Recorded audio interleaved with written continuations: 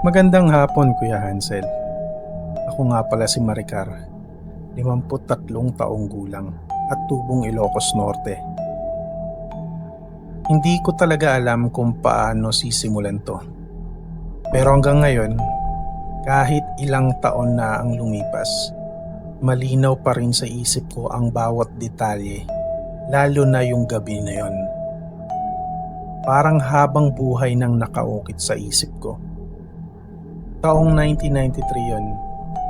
Buntis ako noon sa unang pagkakataon. At ayon sa hilot na kumadrona sa amin, kambal daw ang dinadala ko. Masaya kami ng asawa kong si Raul. Matagal naming hinintay yung pagkakataong yun, ang magkaanak. Pero simula pa lang, may mga kakaiba na akong nararamdaman. Habang lumalaki ang tiyan ko, napapansin kong parang isa lang yung gumagalaw. Parang isa lang ang buhay sa loob ko. Nababahala na ako. Minsan, parang may mabigat na presensya sa kwarto namin. Parang may nakatingin pero wala ka namang makikita. Nung una, akala ko gawa-gawa lang ng imahinasyon ko o dahil sa kaba ng pagbubuntis.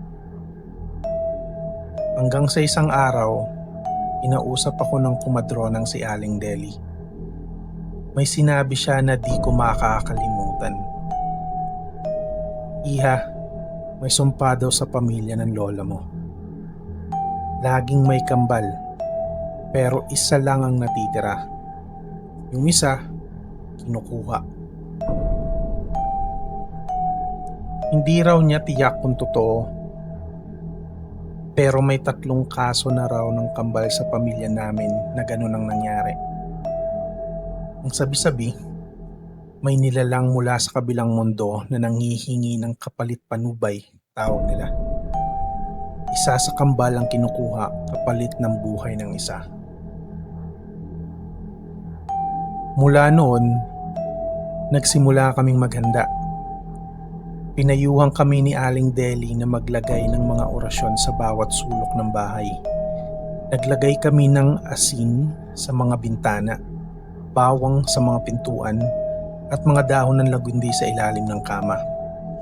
Tuwing gabi, nagdarasal kami at nananalangin para sa kaligtasan ng kambal. Pero kahit anong gawin namin, may mga pangyayaring hindi mo basta maipapaliwanag. Isang gabi, habang mahimbing kaming natutulog, nagising ako sa isang tunog. Hindi kalabog, hindi rin huni, kundi parang iyak. Iyak na matinis, mahina, at galing sa loob ng tiyan ko. Nanigas ako sa higaan, hindi ako makagalaw.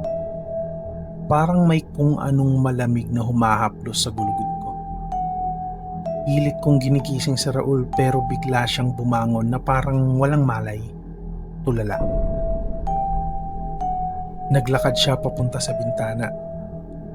Nakatingin lang siya sa labas habang bumubulong ng mga salitang hindi ko naman naiintindihan. Raul? Bulong ko. Raul, gising ka ba? Hindi siya kumibo.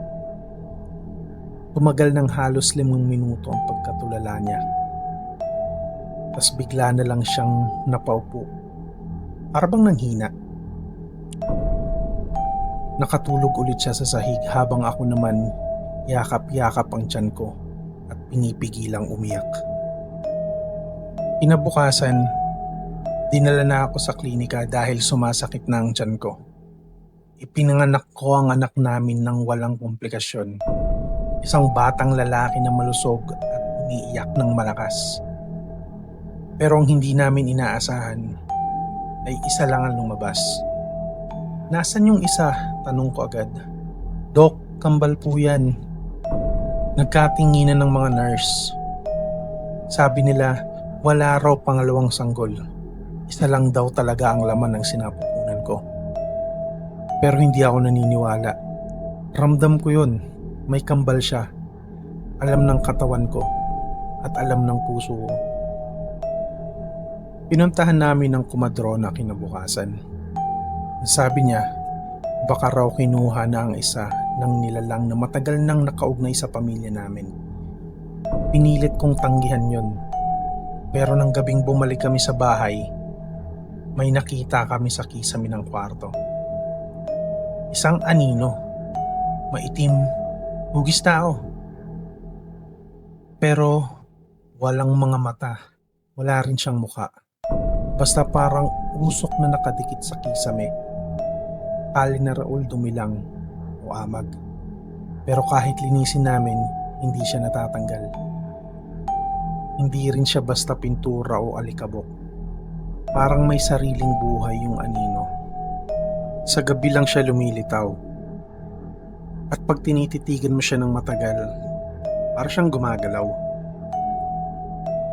Hanggang ngayon, nandun pa rin siya. Hindi pa rin kami naaalis sa bahay na yun. Malaki na ang anak ko ngayon. Malusog, matalino. Pero paminsan-minsan, nakikita ko siyang nakatulala sa kisame. Nang tanungin ko siya kung bakit, ang sagot niya lang, may kausap kasi ako dyan minsan eh. Sabi niya, kambal ko daw siya.